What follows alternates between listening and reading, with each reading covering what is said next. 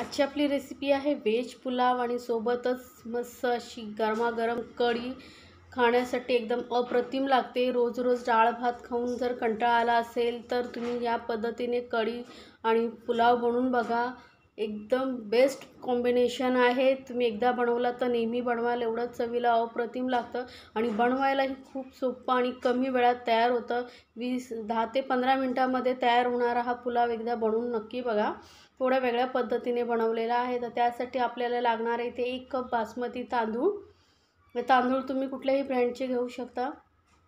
आता तांदूळ हे आपल्याला स्वच्छ 2-3 वेळा धुवून घ्यायचे आहेत, म्हणजे जे वरती डस्ट वगैरे असेल ते निघून जाईल, स्टार्च असतो तो निघून जातो।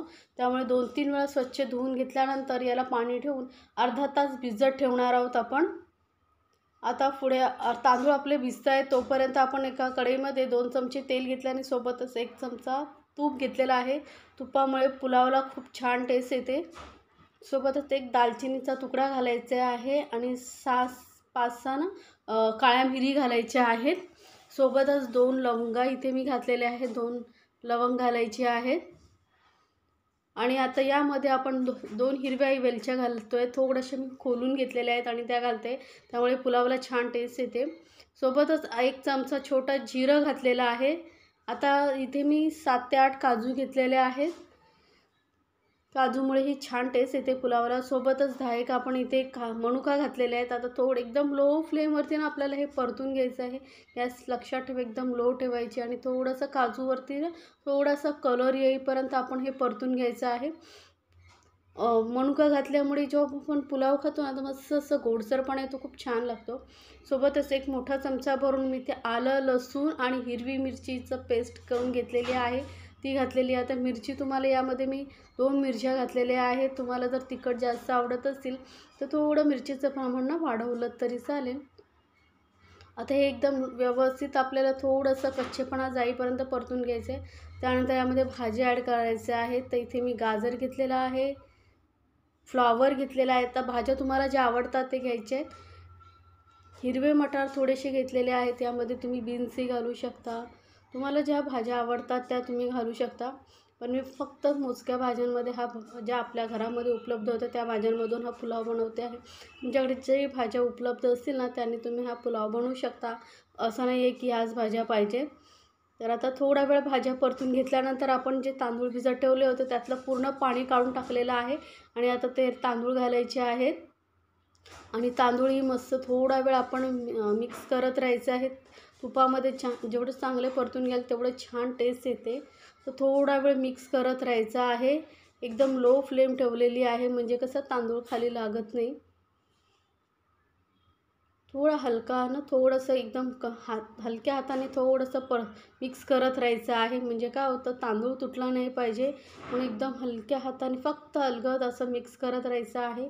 आता व्यवस्थित मिक्स झाल्यानंतर यामध्ये 2 कप पाणी घालायचं। आपण 1 कप तांदूळ घेतले होते त्याच कपाने आपण 2 कप इथे पाणी घालतोय आणि आता आपण हा राईस तो व्यवस्थित शिजू द्यायचा आहे। तर मी इथे कोमट पाणी घेतलं होतं, थंड पाणी घालू नका, थोडं कोमट करून घाला म्हणजे लवकर राईस शिजतो।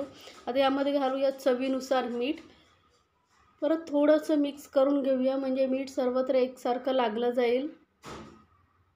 मस्त किती झटपट होतो बघा हा पुलाव बनवायला, अजिबात जास्त वेळ लागत नाही।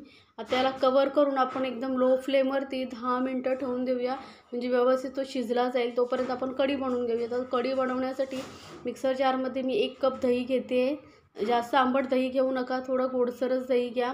दह्यानंतर इथे मी थोडंसं पाणी घालते, जास्त पाणी नाही घातलं आहे, थोडंसं पाणी घालते, साधारण पाव कपपेक्षा थोडं कमी पाणी घातलं आहे आणि पाव चमचा एवढी हळद घालायची आहे आणि सोबतच 1 चमचा इथे बेसन घातलेलं आहे। बेसनमुळे कढीला छान बाइंडिंग येते आणि दाटसरपणा येतो। आता हे मिक्सरमध्ये थोडा वेळ फिरून घेऊया आपण।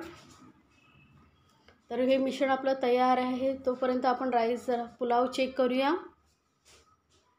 तर बघा तो मस्त असा शिजत आलेला आहे आणि पाणीही आता थोडं आटलेलं आहे, अजून थोडं पाणी आहे ना, त्यामुळे अजून याला थोडा वेळ आपण 2-3 मिनटं वाफ देऊन घेऊया। तोपर्यंत आपण कढी बनवून घेऊया, कढीला फोडणी देऊया। तर कढीसाठी मी कढईमध्ये तेल घेतलेले 2 चमचे, त्यामध्ये परत 1 चमचा दालचिनीचा तुकडा घालायचा आहे, 2 लसूण मोठ्या साईजच्या मी छोट्या तुकड्यांमध्ये कट करून घेतलेले आहे. लसणाचा फ्लेवर छान येतो आणि दालचिनीही नक्की घालून बघा, मस्त फ्लेवर येतो कढीला. थोडा वेळ हलकासा ना मिक्स करून घ्यायचं आहे, परतत राहायचं आहे तेलामध्ये. लसूण थोडासा फ्राय झाला पाहिजे.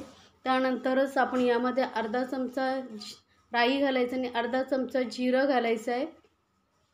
राई थोडंसं तडकली का मग जिरं घालायचं आणि थोडं परत मिक्स करून घेऊया. हलकंसं फ्राय व्हायला पाहिजे सर्व साहित्य. आता यामध्ये आपण तिखटपणासाठी एक हिरवी मिरची मोठ्या साईजची मी बारीक तुकडे मीडियम साईजचे तुकडे करून घेतलेले, सोबतच कढीपत्ता घालायचे आहेत. आणि बघा मस्त असे फ्राय मिरची आणि हे कढीपत्ताही व्यवस्थित फ्राय झाला आहे तेलामध्ये. तर यामध्ये आता डायरेक्ट आपण कढी जी दही मिक्सरमध्ये हे करून ठेवलं ते नाही घालायचं, थोडंसं पाणी घालायचं आहे. नाही तर दही फाटू शकतं गरम गरम कढी असं ओतलं तर फोडणीमध्ये. म्हणून थोडंसं अगदी अर्धा कप एवढं मी आधी पाणी घातलेलं आहे. त्यानंतरच आपण यामध्ये जे मिक्सरमध्ये दही फेटून ठेवलं होतं ते घालायचं आहे. आता कढी ही थोडी घट्टसरच चांगली लागते, त्यामुळे मी जास्त पाणी घातलेलं नाही आहे, फक्त अर्धा कप एवढंच पाणी वरून ॲड केलेलं आहे. तर आता तुम्हाला कढी किती पातळ किंवा घट्ट हवी आहे त्यानुसार तुम्ही यामध्ये पाणी ॲडजस्ट करू शकता. चवीनुसार मीठ आणि अगदी थोडंसं अर्धा चमचा एवढे साखर घातलेले. साखरमुळे ना छान असा फ्लेवर येतो. अगदी गोड होत नाही पण थोडंसं असं गोडसरपणा येतो ना, खूप छान लागते कढी. त्यामुळे थोडंसं यामध्ये साखर घातलेली. आता यामध्ये वरून थोडीशी बारीक कापलेली कोथिंबीर घालूया आणि मिक्स करून घेऊया.